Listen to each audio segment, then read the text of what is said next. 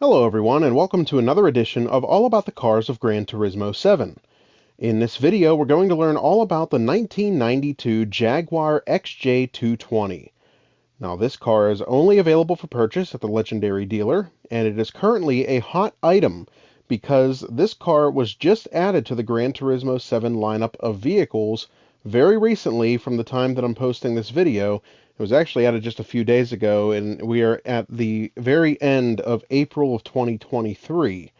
So this car will remain a hot item and be available for purchase at the legendary dealer for another 2 or 3 weeks, and then it'll go back into the rotation with the rest of the cars and pop up maybe once a month or so. Alright, so if you aren't familiar with the legendary dealer, after this car goes away from being a hot item, it'll go back into the rotation with all the other vehicles, and the legendary dealer rotates cars in and out of the dealership every day.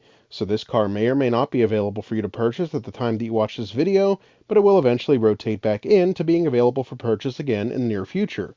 So be sure to check back often for its availability. Now we'll click on this car. Oh, I do want to mention it is 615,000 credits to purchase currently. Now we'll click on the car and start by going over some of its specs. First, this car comes stock with 592.62 performance points.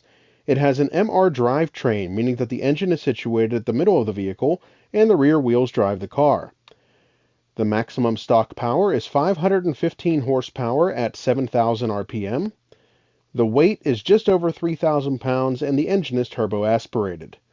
Now we'll click on Learn More and see what McKeel has to say about this car. The Jaguar XJ220 is one of the most unusual performance cars in Jaguar history.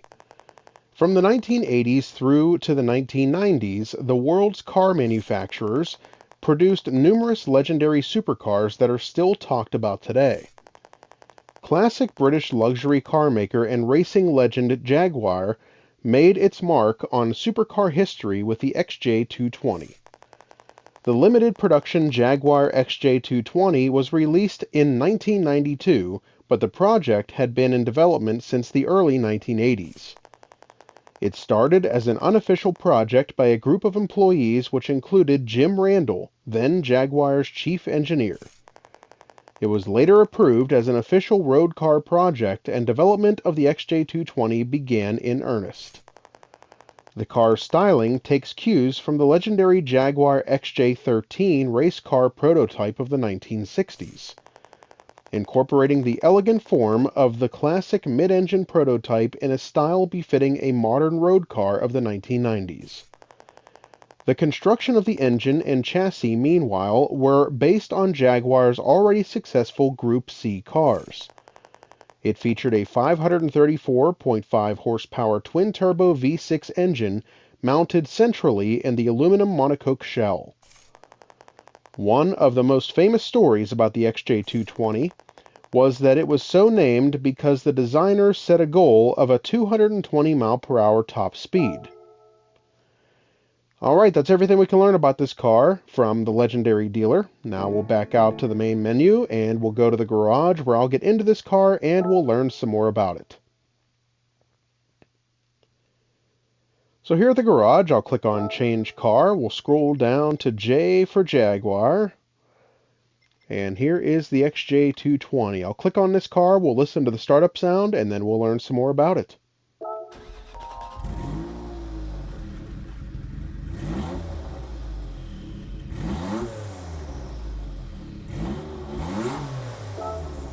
Alright, we'll click on Car Collection, go to this vehicle, and we'll learn some more about it by reading this short description. A road-going Group C car with breathtaking bodywork.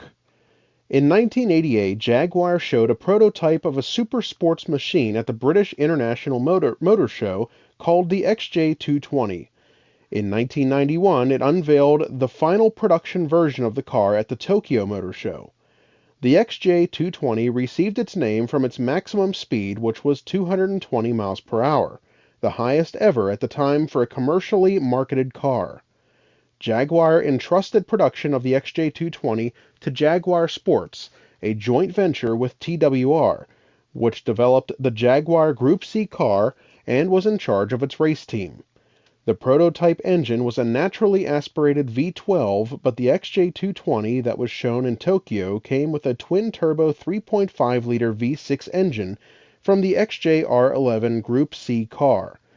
The chassis was crafted from composite aluminum honeycomb and carbon Kevlar, not unlike that of a serious race car. Under the body, a panel that produced serious ground effects was added, again just like a Group C racer. Setting the car apart from the race machine was a luxurious interior that was finished with the finest materials around, in the same manner as the company's notable luxury cars. In 1993, Jaguar entered the XJ220 into the GT class of the 24 Hours of Le Mans. Taking the wheel were David Coulthard, David Brabham, and John Nielsen, who teamed up to successfully complete the endurance race and win in its class, or so everyone thought. A month later, the XJ220 was disqualified due to an exhaust violation, and its result was stricken from the books. Later, the XJ220 was entrusted to the famous Team Chamberlain race team and continued to participate in GT races, including the 24 Hours of Le Mans. Alright, so lots of great information about the history of this legendary vehicle from Gran Turismo's description about it. Now we'll back out to the main menu once again and go next door to the cafe where we'll see if anybody's here to talk to us about this car. And we have one person, and that's Chris, so let's see what he has to say. The Jaguar XJ220 is celebrated the world over as one of the most unique supercars of the 1990s. It began as a pet project for several Jaguar engineers and designers, who together worked off the clock. It is for this reason that the team that made the XJ220 came to be known as the Saturday Club. You might say that this car represented the free expression of lofty ideals held by Jaguar employees. Once the prototype was unveiled, it attracted attention everywhere, leading to official development and production. Combining the beauty of Jaguar's legendary 1960s race cars with the performance of its 1990s race machines, built by the experts at England's most storied luxury car builder, the XJ220 was a car like no other. Alright, we're going to make one final stop down at the tuning shop where I'll show you everything that can be done to improve this car's performance and power. So here at the tuning shop, under the sports category, you can add the first stage of weight reduction in any of the tires, but everything else on this page is not available for purchase.